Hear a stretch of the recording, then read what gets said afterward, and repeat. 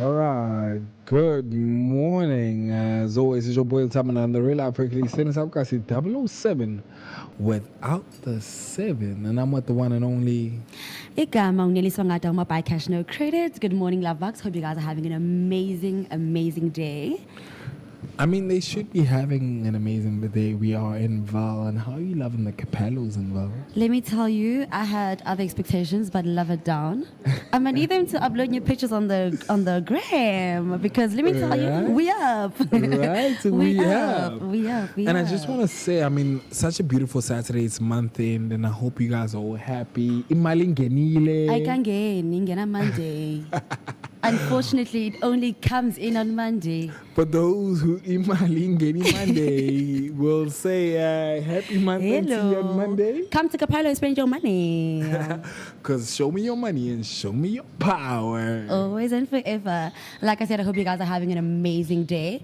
Today we're switching things up a little bit, right? It's always fun and jokes on here with Lethabo. But today I want to pick your brain a little bit. I've got a question for you. Do you think that youth unemployment should be declared a national crisis in South Africa? I think it has already been declared as a national state crisis. Tell me the date, because we've been signing, but nothing. I know, but the thing is, man, I feel sorry for everybody who's unemployed, and I understand that everybody went to varsity, went to colleges, went to private institutions, took student loans, took bank loans, family loans, whatever you did to get your degree, diploma, certificate. I just think at this point, it's like it has been declared as a national crisis. What's the next step? I've got a next question for you. Right? You've made such important points right now. And even us, the people who have jobs, we are also affected by unemployment because we have family members, right, who are struggling. And depending on us. Yes, so we automatically become the dependents, which, I mean, salaries in South Africa also, maybe, I don't know, are salaries low or we have high expectations, right? So, to my knowledge, the average salary in South Africa is between 4,000 Rand to 12,000. 12 to 14,000 Rand. 12 to 14,000 Rand. My thing is, with that, you're asking yourself, how am I supposed to raise a family, pay a bond, and pay for a car, if that's what's needed? And pay for that student loan. And pay for that student loan. Guys, as you guys can hear, the conversation today is Yes. about the South African youth unemployment. Yeah. The chat is open. Tell us your thoughts, like how, if you're unemployed, how are you surviving? Did you go to varsity? I did, but I didn't finish Why didn't you finish? because I like things. But you know what? I'm going back. One bamba. One bamba. So can I tell you a quick backstory? So Yes. my first year was in 2013. It was at UWC in Cape Town. I studied politics because I thought I wanted to be in politics, right? And my Do you dad... still want to be in politics? No, sir. Baby. I'm good in entertainment. I'm having a great time. Yeah. So I always wanted to be in politics because my dad was a history teacher and he just lived, breathed politics. So like I got it from him. And then I did 2 years in politics and I was like, maybe not, right? And then I begged my parents for a gap year, which I had to beg. And then after that gap year, 2016, 2015, I enrolled for events management because like maybe I want to work outside. Maybe, I mean, it's just working maybe. out. Just Yes. maybe. So yeah, I went to Boston and I did events management and marketing, but then I had to pay for my own studies. And then I did for like a year and I was like, I can't afford this. Let me just go get a job. And then I've been working ever since. Maybe let's re-ask the question. If you knew what you know now, what would you change? Oh gosh, if I knew what I knew now, back then, I would have stayed and finished my politics degree. I know I would have done something with it. I would have Like listened what? to my parents. I don't know, like, I would have found something. I don't know. I just feel like sometimes I do regret not finishing even that degree that was solely for my parents. I think venturing out and trying to do entertainment at that time kind of also wasted my time. I want to pick your brain on the topic. Do you think it's tough being in politics and being a woman? I think it's tough being a woman everywhere. Sitting here next to you, tough, Gesana. I'm sorry. I don't want it to be tough. It's I want it tough. to be the easiest thing that you could do on any Saturday morning, any morning. I mean, okay, cool. So you specifically mentioned politics, Yes. right? But, and I don't think it's a South African problem only. Globally, it's very difficult for women to cement themselves in spaces, right? Whether it's corporate entertainment. For the longest time, the club scene, the nightlife scene was run by men. You never walked in and a promoter is a female, right? But now you're kind of seeing it. You see female promoters, you see female talent managers and all of that. So easy, no, but I feel like times have moved in a direction where it's easier if you push hard enough. Yes. I wanted to say, in terms of evolution, and where we are in terms of social stance, right? Do you still think the female black child is being left behind rather than the male black child being left behind? So let me tell you, from my observation, the female black child is not being left behind. It was graduation season just now. It's still graduation season. It's still going to continue. I think there's another session in September. When you see the people walking across those stages, it's black females majority. I'm going to need the black boy child to wake up, Gesana. You better wake up. More than anything, I need us to also sympathize with them. It's tough being a black man in the country. Tell us, I'm not a black man. What's tough? Tell me. I think I want to be a provider in my home. Yes. I want my woman to look at me with recognition, with excitement, with love, with appreciation. And imagine I can't really bring that to the table because I studied for 4 years and now there's no jobs available, and I promised her heaven and earth, and I said, if you stick by me, if you ride by me, I'll give you everything you've ever wanted. Actually, it's funny that you say that. When I was going through stats, right? Because I'm not someone who obviously knows the stats back of my head, but like when I was doing my research, I was like, let me check the stats. And you mentioned something about you studied your 4 years. In varsity, we kind of promised, finish your degree, you'll get a job afterwards, right? Do you feel that our system is catering for graduating the institutions, right? But not catering to actually place these graduates in jobs, right? I think it's tough because you apply for a job and they say 3-year work experience, 5-year work experience. And I get it. Even as a learner driver, a person who's driven longer than you knows the avenues better than you do. Yes. So I think it's the same thing in a workspace. When you come in as a brand new person with just fury, it's tough for you to adjust to the work placement system. I'd like to beg to differ, right? Okay. I personally feel like, this is from the top of my head, over like 90% of 9 to 5 jobs you can learn on the job. I'm not speaking about your surgeons and your listen, wait. No, wait. I hear you because So I know where can't you're come going out of with this. varsity, right? Yes. Postgrad, masters, whatever, and then I come to a job and you tell me you want someone. It's an entry level position, but you want a 5-year experience. It's entry level. Your position is paying this person 12,000 rand, and I personally feel like in this economy, 12,000 rand is an entry level. Should be an entry level salary. That time they marking it as from 4,000 to 12,000, right? Cool. That's not the conversation right now, but guys, you can learn on the job. That's what, the system is failing. The training programs. That's what I'm jobs. saying. The training programs don't pay. I've never heard of a training program. Firstly, paying 12,000 rand. What I'm trying to say is that when you do enter the internship or training program, scholarships or whatever program you're entering, is that with the low salary, is it worth it to stay for the year that they're offering? Like, my point is, if somebody's saying to you, hey, we know you're overqualified, but we're giving you 8,000 rand, we are tlalala na.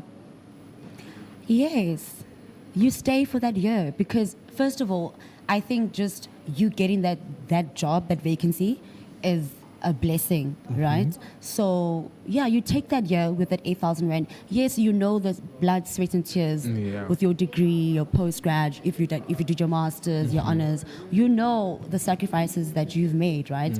But I feel like in this economy and the way our system is set up, you really can't decline an 8,000 rand internship for a year. Because, I mean, I don't that know. is guaranteed to kind of like open doors. Not guaranteed, but like there's a big chance for that to But open doors for doesn't you. that differ? Don't you think that differs from qualification to qualification? Like the 8,000 rand, is it for all? Is it for a certain group? Is it? My problem is, when do we then put the social market for what a qualification internship is worth? Like, when do we say, okay, administration management, okay, business management, okay, risk and health management, okay, safety and health management, okay. Like, when do we then sit down and say, oh no, but this is the salary worthy for an internship, this is the salary worthy for an internship? Because are we saying somebody who's doing a doctorate after studying for 6 years is going to earn the same as somebody who's doing a business management after studying for 3 years? I'm not saying that it was easy. No, it wasn't. But I'm saying, when do we put the value on the career and the, if I may call it, the input in the environment of the workplace? So I'm going to speak as someone who's not a professional, right? Okay. And I do not know how even ratings are decided, right? But I would think, right? This is just Neliswa thinking. I would think that, let's say, this is Bulgard Radio, right? You need X qualification to get in. Let's say entry to come in is a matric, right? Cool. There are 3 candidates here, right? We've got 3 spots that are open. One has matric, one has postgrad, one has a doctorate, right? But this is one, like they're all doing what we're doing, right? Yes. And let's say to the entry level is 5 rand per month, a month, right? Cool. I would like to think that, doctorates must not get 5 rand, at least 15 rand. Yes. You know what I'm saying? Course. But obviously, I don't know how it is in the real life workspace. So maybe let's make it more personal, right? Now, if you were to get a 9 to 5, okay, what would be your minimum wage that you would accept as a female black woman? Okay, so 9 to 5, like in the entertainment space, like what I know. In any space, what would be your minimum wage? Like, what would be a salary that you say, okay, this is acceptable, but now you're exploiting me? 20K. Yo. 20K. Yo. Also because I feel like, listen, wait. My last job before my last job in 9 to 5, I was getting paid 20,000 rand, right? But at the time, my parents don't really need much from me, right? So I had that luxury where I don't constantly work for my parents. You had 0 black ticks. Yes. Yeah. No, not 0. Like I like sending money home, right? But I do understand that 20,000 rand for someone who is a breadwinner at home that needs to send money at home and also maintain their life in Joburg, it's very different because you need to pay rent here, you need to do this, you need to live here, and then you must also send money for them to live back home. Do you understand? So it's, for me, 20,000 rand, I would feel like I'm being exploited because 9 to 5 means you must go there every day. Every day, Sana. Yeah, no, Bafazi. I mean, y'all be safe though. But, jokes aside, and I think also, right, we've also seen a hectic shift from the 9 to 5, A lot of people are saying that, this generation is lazy, I don't think they're lazy. I don't think we're lazy. We're just really tired. You finished school in 2016. It's 2026. You do not have a stable job in the degree that you obtained, right? You obtained that degree. And let's be real, entrepreneurship, content creation, digital world is not for everyone, right? For the longest time, I thought, I know I'm not a business person. I'm a routine person. I want to come into work. Today we are doing this, and that's why I also kind of fit in the content creation world because there's a brief, Yes, you can play around your creativity and all of that. Maybe let's make structure. this also a little bit personal for you. Knowing the unemployment crisis in South Africa, would you be still willing to date somebody who's unemployed? Unemployed? Yeah. No. Like, can I tell you, and this has nothing to do with Imali. Imali dating by Imali, no, right? Yes. But I need to date someone who's able to take care of themselves, right? It's got nothing to do with me, right? But I need someone to be able to take care of themselves. Because sana yo sizawuthini ebantwini. Oh my gosh, no. You know, and like I said, unemployment does affect all of us, even Nati that have Yes. these beast jobs of ours and everything. But to answer your question, no. Then maybe the question should be Why do you rephrased. always take it to dating? 'Cause- Why do you always have to take it there?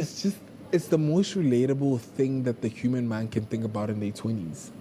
I'm 31, by the way, but okay. Cook. Hey, I can't relate. But my point is, we're all trying to find something.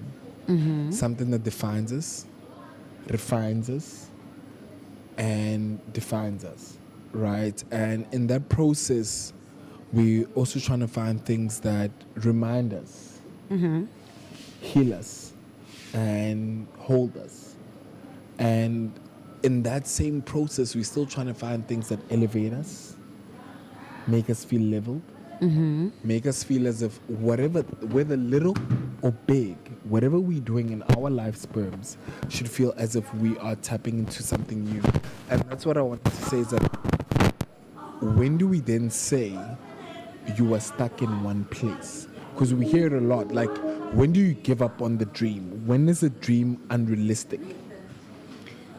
You know what I just thought about when you asked? Yeah. Did you watch that movie with Taraji where she meets a man with a battery and he's been selling this battery, trying to sell this battery? Acrimony. Acrimony. Acrimony. Yeah. Wait, before I answer your question, lovelies, you guys are still listening to Rise and Shine here on Burgout Radio. I've got a question for you guys on chat, right? Are our institutions preparing students for the real world Yes. or just graduation? Let's hear your chats. Let's hear your thoughts. Let me get back to you. And also, how important is experience in a workplace? Does it play a bigger role than the qualification? Let me tell you, no. No. We've seen it. Unfortunately, we live in a country where there's corruption. We've seen Yes. it. A lot of people we've seen it where people are holding very high positions in very, very crazy places, right? And when you look back, they do not have qualifications or whatever the case may be. Yeah. But the job gets done because he Regardless. or she got there because Umalumega Yes. Malume knows Umalumega Sbar. You know what Yes. I'm saying? So that thing of experience, I get so angry because I'm like, Malumes, what were you guys they were doing? sleeping. Malumes, what were you guys But it goes back to you can learn on the job. Take me, for instance. I came on Burgout Radio to be Okay. interviewed. Then people liked my voice. Now I'm here on a slot. But- so you learn on the job. I'm learning. Yes, but as much as you're learning on the job, let's be honest, you are a conversationist. Fe I'm a yapper. Yes. Yeah, wang Hey, bamba. yeah, Koluma, yo, Lona. Am I like Hey. overcrowded? Am I overwhelming you right now? No, you're not overwhelming me, but hey, we are Kuluma Lona. Hey, 2 hours down. Hey, we are Hamba Manche, boy. You know what, ne? I don't have your time. Let me check the chat. Let me see what people are saying. Morning team. So this is Chantal. She says, morning team. On the 16th of May this month, the world observed the International Day for the Boy Child. Do you think that the society at large is protecting and guiding and supporting emotionally, socially, a boy child enough? So I have Goes a back to son. your question. Yes, So go- I have a son. His name is Luhumo Malcolm X Monaring. Wash. yeah, Big that- things are coming for this one. Yo, that's my You have boy. big plans. That's- You have big that's my plans. one. Shout out. And in raising him, I've kind of come to the conclusion that I need him to understand that the world is not going to help him or protect him in any way. And I know that sounds sad and cruel, but I just need my son to know that on any given day, the only person he can run to is me. Okay. So now I want to answer Chantal's question, right? Like basically she says, is the world basically taking care of the boy child, right? I don't feel like it is. Okay, but like what are the men doing to look after the boy child. I love that. Because I if you love look that. at I love us, that. right? I love that. I love that. Women have been oppressed for years, right? Yes. So women literally fought, broke down doors and walls to make organizations, to make programs, to support groups to help the girl child, right? So what are the men doing to help the boy child? Because the same men, right, that oppress us want us to open groups for them. Also, us women must open groups. You guys must open your own groups, you know. Boy child, come up, wake up, boy child. You better wake up. It's tough because I don't know how to tell my son that, hey, bro, I love you, you love me, and currently the world is against us and I'm trying to make a plan. I want my son to look at me as the hero, and I don't want him to think that I don't have anything figured out. So it's tough to go to the one low person who looks at me in the world and loves me regardless and say that, hey, times are tough right now for us and I don't have a plan.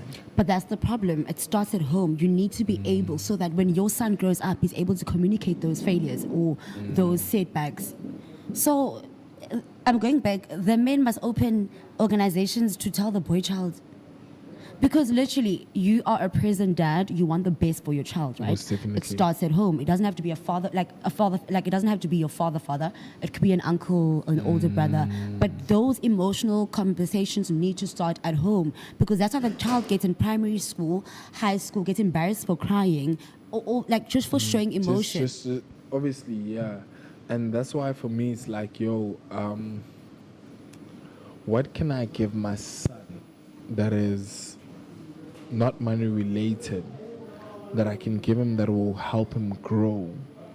And I figured out the best thing I can give my son is a little bit of tough love once in a while, so he understands that my dad loves me, but he needs to punish me sometimes in order to teach me something. Fair. You know, so I wanted to tap your mind a little bit in terms of the boy child and the girl child conversation. Do you think currently, with everything that's happened on social media, that the black child is led in the right direction in terms of marriage, umjolo, and what to look for in a partner? Because the thing is, I think unemployment is so bad right now that a lot of girls might be dating out of hunger. What's Bamba? Hey.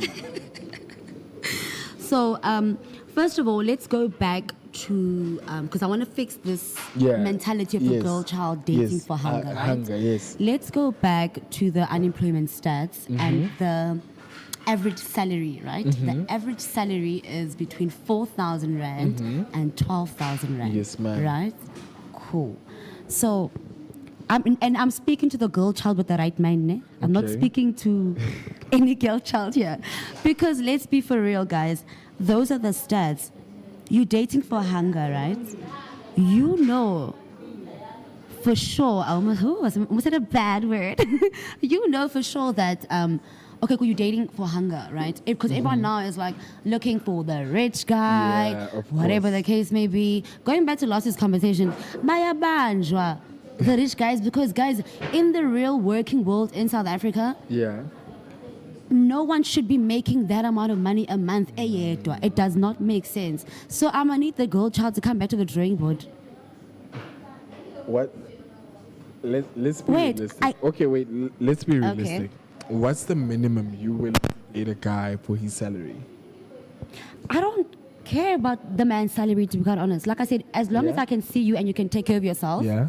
I don't want a situation where now you're like, hey, baby, I'm at my mother's house today. I'm at your So house. now you saying money, Yes. changura, Yes. imali, big dollars, Yes. they play no part in your relationship. No, and your I heart. didn't say no part. I said have a job. That's enough Okay. for me, right? Have a job. Because at the end of the day, it's your money. Lethabo, it is really your money. If you want to spend it, great. You Great. know? But like but I'm saying I just need you to be able to take care of yourself. Because when you take care of yourself, see righty. And in terms of that, in terms of taking care of yourself, what are some things you wish a man would take care of for you? Umbane, guys, electricity is so expensive. Oh my gosh. Guys, wait, am I the only one? No, wait, guys, umbane. Guys, I see rent. Yeah. Umbane. Because rent doesn't really change. Umbane. I get shocked every time I have to put in those numbers for. Yeah, no. No, guys, like jokes aside, umbane. Because the Yeah. geezer's always on, right? The Wi-Fi is always on. Like, umbane Lethabo. Okay. And I wanted to say that with the whole unemployed saga, obviously, where South Africa is at, if you could choose two things Okay. and you were a politician that you could change in this country and you think would be the betterment of everyone around them, what would it be? Two things. As a politician for this Two country, things. that will be betterment for our environment. And then I can just like swash a wand and it goes away. Uh-huh. Two things is obviously the youth unemployment, and the Okay. second thing, and I think that would also kind of help very much with the gender-based violence. You know, I was on X last night scrolling. Every second scroll was a missing child or a missing woman, and that is so crazy to me. That And is I also crazy. think that those are also results of unemployment. You know, I wanted- because I wanted people. to ask, with that being said, have you ever faced unemployment? You, as a person, from the day you decided to step into the workplace to you now, have you faced unemployment? And if you haven't faced unemployment, I how do you know have. unemployment is real? I have, and this Okay. was 2022. I wanted to take a break from the nightlife. I wanted to actually Yeah. go back to corporate. It wasn't easy going back to corporate, right? And the reason I even got to corporate, this was now 2023, is because, yo, dude, don't you know? You know, like it wasn't a thing. It wasn't traditional. Yeah. And I think siluze kwalanto traditional ifaka i-CV.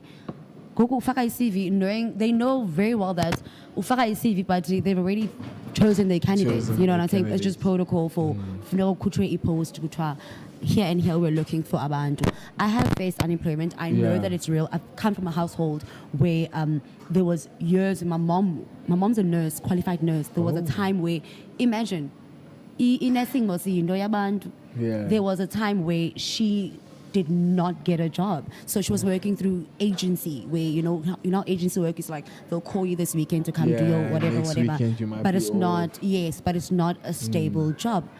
I've faced those things. I know. And I wanted to say, with seeing the struggle, did it help you in any way appreciate the black child more? As in now, the black man more? I don't know what is your call with the black men. My thing is, what I'm trying to get at is that how the world is structured right now is that it seems that the black man might be doing a lot of things wrong and the black woman might be doing a lot of things right. The black child might be doing a lot of things wrong and the white child might be doing a lot of things right. What I'm trying to say is that when do we come to a conclusion to say that, Ishimfet, you know what, we've given you all the opportunities we can, we've pushed as much as we can, but all pushing, nothing is pushing. And you know what, ne? Sometimes it be like that. Yo. Like we are pushed by your parents, by friends, and we are plagwa. You know, there's a saying on Twitter about Mara, we are applyer, Mara. Yo. You know what I'm saying? Yeah. And it's haha, you know, but I think it lands in such a hectic way sometimes because it's like, yes, people spend days, the whole day on these apps and sending out Of things. course, You know what I'm saying? student But like, applications, and they still pay yes, for them. Yes. Some of them pay for these things, right? Or some of them, they want physical CVs. You have to go use your last money, go to the internet cafe, print out a CV, do this, and send it through, right? So do you think there should be a budget for after graduation, a budget where you are allowed to travel, whether it takes Uber to use to go look for a job? You know, I mean, if we were living in Disneyland, that would be so great. But we also, with the things that we want for our country, right, and where we are right now, we also need to be very realistic, right? Yeah. Some people who deserve a grant are not getting it. And if you're going to get Uber fare to go do applications, Lethabo, please. You know what? Shout out. Shout out. But shout out. It's the thought that counts. I have a question, right? Yeah. Is social media motivating the youth or it's misleading the youth? Because we are I think the chronically idea, online. I think the idea is to motivate, It's the same way, guys. I have a problem with my boss, Ronnie. He always posts a Porsche, right? Utandi Porsche Ronnie. And I don't know what it is with him and a Porsche, but I clearly know that one day my boss is going to rock up with the Porsche because he delusionally has told me from the beginning that he's hey, getting a Porsche. this is the love of my life. This is the one thing I really want to achieve. And I think when you meet people like that, you can feel like they just it's it or nothing. But now the thing is, the difference here, right? Ron, you kind of know on a personal level, right? Yeah. You know, you've spoken to him. You know why he posts that Porsche, right? But for many young people who are on their For You page on Instagram, it's these Porsches. Some of them are AI these days, you know. But Lethabo was standing in front of this Porsche. Yeah. So is that motivating or misleading? Look, if a Porsche does not motivate you to do better, I don't know what can. Let me put it at that point. Because Naming Funi Porsche, Uroni Funi Porsche, Ufarozo putting Porsche, everyone here wants a Porsche. So if that's Porsche, how many cars does Porsche make a year? I don't know. Is that Dude. Even if it's 12, I got 12 people who I know who want a Porsche. Want that Porsche. You understand? And the beautiful part is that if it is meant to be, it is up to me. If it is meant to be, it is up to me. So the point is, at the end of the day, I need to make it work. So be it. So be it. So be it. Do you think social media has changed what success looks like to you? Oof. I think social media has changed so much. Definitely, yeah. Right? But I do think the one thing social media has been consistent with is we can smell when something is fake. It's fake. It might take us time, but we will be there. Isn't this offla? We will be there. Offla, and then we will then be there. And you know what I like about us being there? The truth will always reveal itself. At what cost, though? Because, for instance, unemployment and crime. Yeah. There was something trending on Twitter 2 days ago. This card scam thing, Uber, what? I saw it. Unemployment. Allegedly, by the way, guys, allegedly. But yeah, allegedly. I don't want to get sued, so allegedly, ulekama but upigi uskema abantu contacting yakhe ubaniga ama fake card details. No, so apparently, let me tell you guys apparently. Okay. So, because someone made a thread about it, because I was like, I'm not understanding, because if you tell me, Nelly, I need you to Uber something, because I'm lazy also, like, no, send him out and then you know what I'm saying? So basically what they do is, it's other people's cards, right? Yes. So they'll be like, Lethabo, figure these card details quickly on your Uber, right? Because now you ordering on this card that belongs to me. I'm not aware that my card has been frauded out. You order your Hennessy, your snacks, your Uber Watwati, 5 hour, right? I'm a beverage. It goes off. Then I realize, no man, I'm home chilling in bed, snoozing. 4.9 Watwat out. I block my card. They obviously reverse it back. Then Uber says to you, Lethabo, you received your goods. Where is our money? Where is our money? You know what I'm saying? So, yeah, guys, be careful out there. And I wanted to say, in 2016, are we blaming the scammer, or are we still blaming people who just show us the scams? Because like some scams, I don't need to know. That's just how I feel. Can I tell you, I think, and also, guys, my mom is a victim. She sends me every last scam. Please stop, so my mom can stop sending me videos. Oh, when you are on the highway, they are spiking the highway. And they are sometimes, dude. I feel like you must always just, you know, I watch these videos my mom sends me. Like, they'll be 4 minute long, right? Yeah. But I watch them because you literally never know. Like last year, a friend of mine, Cappello, she was driving to Lethabo, and they actually there's a bridge where they threw the spikes, but then she saw it in real time. And imagine, but luckily it was at night and there was no cars coming. Yeah. So she was able to do it. You know what I'm saying? So these videos kind of help. But also I just feel like, because I feel like a lot of people fall for these scams, it's desperation, you know what I'm saying? And the scams that are out there, obviously not just people scamming like... So that's how we fall back into unemployment. Yes, and I wanted to say, okay, cool, look, let's put you in this position right now. You are 23. You finished varsity 3 years ago at 21. you're looking for a job, you're not finding the job that you need. What job wouldn't you take, and what job would you take at the lowest level of what we call a job entry brief?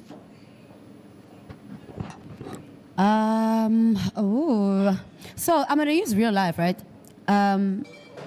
I was looking for a job. I couldn't find a job, Okay. and they were looking for promoters in the club. I said, "Okay, cool. I can tweet. Pull up to the club. It's about to be late. Let's go." And that's what Asambe, and then and then I grew up in the industry. But yeah, I think this is online jobs. Like Yeah. promoting. And obviously, like I said, we also need to be very careful with these online jobs because some of them are scams. Guys, also don't be taking jobs on WhatsApp. Kuthi abantu find hebethunana.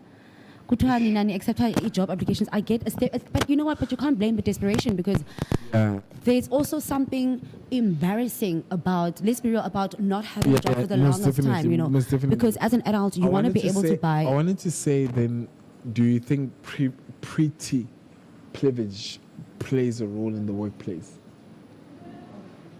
Pretty privilege in the workplace. Yeah. 9 to 5. I don't think so. You don't think so? But when last was I in 9 to 5? I don't think so. So I when think you were I've 9 seen to 5, pretty nobody privilege. was trying to hit you up?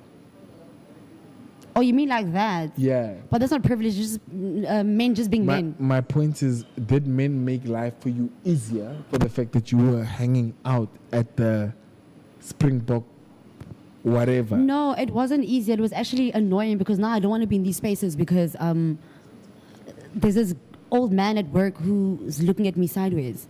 It's not fun. It's not a good time.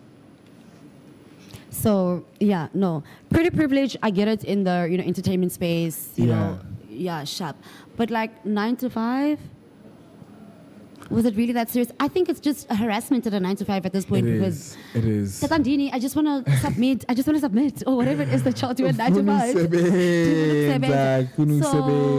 So, no. Yeah. Well, I'm not saying no, it doesn't exist. I'm just saying Yes. that I Yes.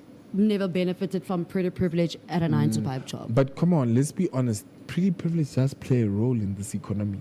In life, it has its rands. It has no, its in benefits. life. Yes, it has its benefits. Bobo, missen. So I want to ask Okay. you, right? If you could choose any job right now outside of the entertainment industry, what would you want to do? What would set your heart on fire? What would set my heart on fire? Yeah. Do you know there's one thing I've always wanted to do? What? Maybe for like 6 months? Flight attending. But for like Emirates or like Qatar. So that I just want to travel and just meet different people and just have those mini vacations. Those stop shops. You know those vacations you're alone, right? No, you with your other flight attendants. I've got a friend. She works for Qatar. She started, I think, 2 years ago, living her best life. She's just always traveling. I know it's for work, but then they're able to stay 2-3 days depending wherever they are. And she has seen the world in just 2 years. And I think that's like super cool. Okay. What would you do? For like 6 months, you come back. Look, you'll come let back me to be Belgrade. honest, guys. I was a firefighter for 2 years. That is so fitting. Right? Yeah. Guys. Cheesy, Postro. big boy. Yeah. Save the day. Well. Estrocation. Fire elimination. Okay. Just there, saving Where's the the day. fire station? Are there fire stations in Joburg? I've never A seen lot one. of them. Where? Oh my God. Ekuluruleni, which is Edenvale, Jamestown, Midrand, Centurion, every province. So wait, if fire station is not something that you just drive past, or do you have to like look for it? Nah, you literally just say fire station in your. No, I'm saying like how when you just drive past, you'll see like a hospital, you see a clinic. Yeah, most definitely. Most definitely. I've You'll been see here it. 6-7 years. I have never seen a fire station in Gauteng. You're just not paying attention. That's all. Fair. You're just not paying That's attention. fair. So I wanted to talk about the tough part about it. You go to varsity, you get the degree, and your family is expecting you to come home as the Biko Umandela. You're supposed to save the family from this poverty. How do the young youth survive that? How do we navigate, correlate our mindsets, and knowing that you are either on a student loan or a bursary, it is heartbreaking, demeaning, and humane. I know how bad you want these people to eat from whatever hope that you've given them. Yeah. And how do you move after that? So, when you finish your degree, I'm going to speak post-grad, Yeah. right? As much as you are legally an adult, but you are still a child, right? You just finished studying, you haven't entered the real world. So I generally feel like that shouldn't be the student's problem. And I get the pressure that comes with you just finished, you just graduated, the pressure from your family, because you're not the only person who has sacrificed things during this degree. Your parents have, sending their last money if you're studying at res, for textbooks, for all of these things, right?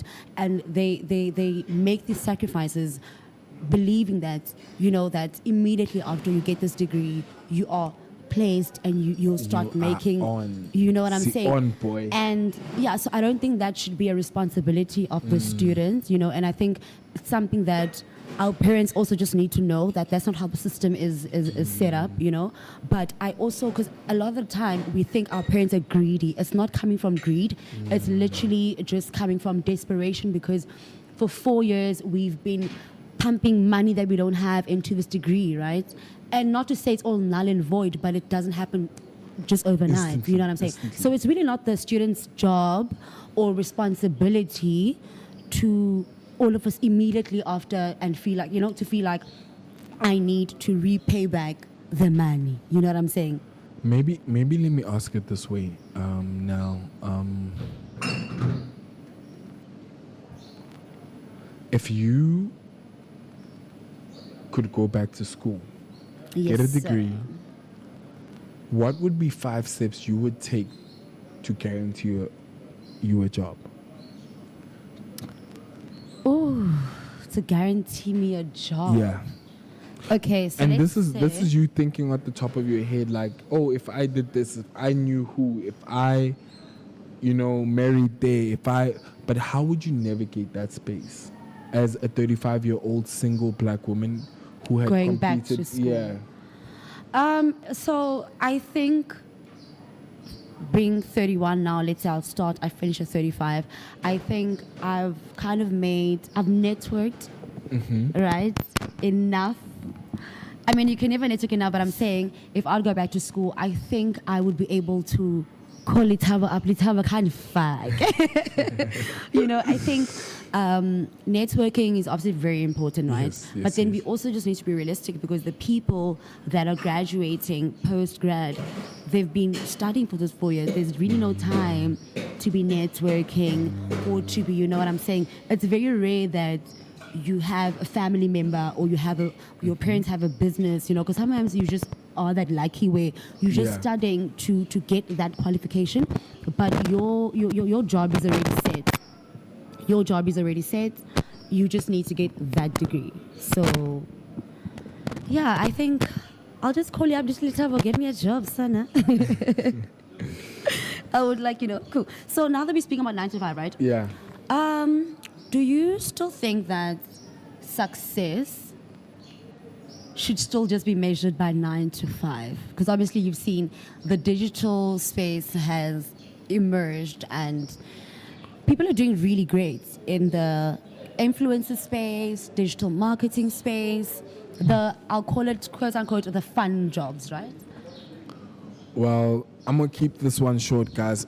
If Ronnie has done it for 10 years, I can do it for 20. Right, Ronnie? Not Ronnie catching strays the whole show. If Ronnie has done it for 10 years, I can do it for 20. Because I can do whatever Ronnie has done 20 for 20. Yes, sir. Shout out to Ronnie Shout out to Gesana. Ronnie. Not him catching strays the whole Yes. show. How do you want to wrap it up? Want to wrap it up? So I'm going to put Nell on the spot here, and I'm going to put her in a really, really, really tight place. Okay. And I want to know now, look, unemployment is really tough for the youth. People are trying. People are not lazy. People are really trying their best to do what they can. So I want to know, what would you do at the moment, currently, if you were unemployed with no brand deals, starting from Big Brother, and you just came back home, what are some of the steps that you would do to ensure that you could get a job, so that we can know where your mindset is at when it comes to unemployment and how you would maneuver through this monster? So what I would do, okay, so you said this is after the house, Yes. but no brand deals, Yes. no this, no, okay, cool. I don't know would, if you saw that post on TikTok where Which post? the young lady who was on Big Brother talked about how it's okay for people who leave Big Brother to not get brand deals because not all of them will. And it's so not okay. everyone wants that also. So you know what? Yeah. I just feel like with the Big Brother thing, right? Don't let fans, stands dictate what you do, right? Because we go on the show for different reasons, right? If you were thriving in your 9-to-5 job and needed a break and you went to Big Brother, that's perfectly fine. You had your break. It was a once in a lifetime experience. You experienced that.